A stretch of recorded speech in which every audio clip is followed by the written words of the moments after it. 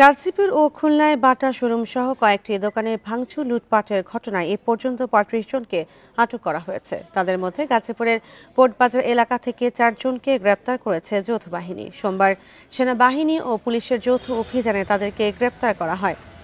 গাছা থানায় সংবাদ সম্মেলনে এসব তথ্য জানান গাজীপুর মেট্রোপলিটন পুলিশের সহকারী উপকমিশনার হাফিজুল ইসলাম।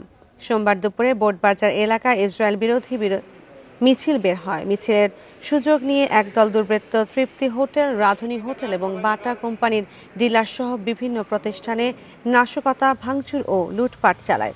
খবর পেয়ে পুলিশ ঘটনাস্থলে গিয়ে পরিস্থিতি নিয়ন্ত্রণে আনে। এদিকে খুলনায় বাটা শোরুম এবং কেএফসি ফুড কোর্টে লুটপাটের ঘটনায় ৩১ জনকে আটক করেছে পুলিশ। বাংলাদেশ সেনাবাহিনীর টিম এবং গাছা থানার টিম ঘটনাস্থলের সিসিটিভি ক্যামেরা পর্যবেক্ষণ করে এই ঘটনার সাথে সম্পৃক্ত ৪ জনকে গ্রেফতার করেছে। তাদের বিরুদ্ধে গাছা থানায় নিয়মিত মামলা রুজু হয়েছে। বান্ডেল থাকলে প্রতি সেনমানিতে টাকা বাঁচবে। বিকাশ সেনমানি বান্ডেল কিনে জিতুন প্রতি লেনদেনে। গাজীপুরে বাটা শোরুম সহ কয়েকটি দোকানে ভাঙচুর লুটপাটের ঘটনায় ৪ জনকে আটক করা হয়েছে। আর এ নিয়ে গাজীপুর থেকে জানাবেন সহকর্মী আবুল হাসান। ৪ জনকে তো আটক করা হয়েছে। অভিযান ব্যাপারে পুলিশ কর্তৃপক্ষ আর কি বলছে?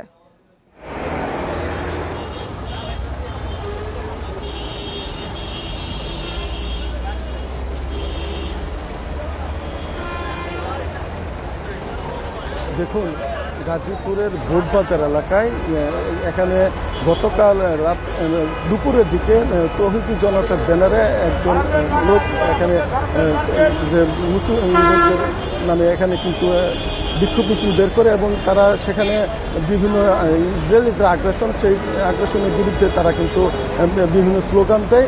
এই যে মিছিল, এই মিছিলের সুযোগে পুলিশের ভাষ্য যে এই মিছিলের সুযোগে একদল দুর্বৃত্ত এখানে বাটার যে শোরুম রয়েছে সেই শোরুমে হামলা চালায় এবং এখানে যে তৃপ্তি হোটেল, আমার পাশেই যে হোটেলটি রয়েছে তৃপ্তি হোটেল এবং এখানে পাশে রাধুনী হোটেল, সব বেশ কিছু দোকানপাটে হামলা, ভাঙচুর এবং লুটপাট চালায় এবং এখানে তারা প্রায় 3:30টা পর্যন্ত এখানে এই তাণ্ডব চালায়। পরবর্তীতে পুলিশ, আমরা যেটি খবর নিয়ে জেনেছি যে পরবর্তীতে পুলিশ রাতে বিভিন্ন এলাকায় অভিযান পরিচালনা করে এবং এখানকার যে সিসিটিভি ফুটেজ, সেই সিসিটিভির ফুটেজ বিশ্লেষণ করে ঘটনার সাথে জড়িত 4 জনকে গ্রেপ্তার করেছে এবং এই ঘটনায় রাতে একটি মামলা হয়েছে বলে আমরা গাছা থানায় আমরা জানতে পেরেছি এবং পুলিশের যে কর্মকর্তারা এখন এই ঘটনাস্থল পরিদর্শন করছেন এবং ঊর্ধ্বতন যে পুলিশ কর্মকর্তা তারাও ঘটনাস্থলে এসেছেন এবং কথা বলেছেন এবং আমরা পুলিশের মাধ্যমে যেটি জেনেছি যে এই ঘটনায় গতকালই মামলা হয়েছে এবং পুলিশ বলছে যে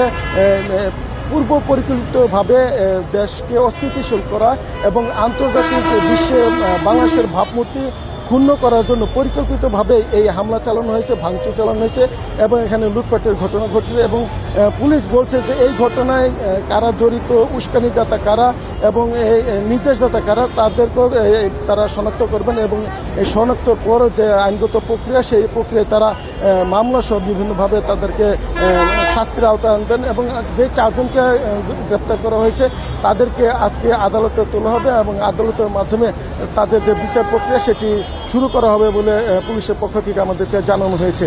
এই ছিল গাজীপুরের সর্বশেষ পরিস্থিতির খবর। গাজীপুর থেকে জানাচ্ছিলেন সহকর্মী আবুল হাসান।